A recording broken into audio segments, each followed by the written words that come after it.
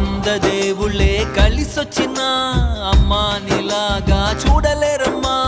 కోట్ల సంపదే అందించినా నువ్విచ్చే ప్రేమే దొరకదమ్మా.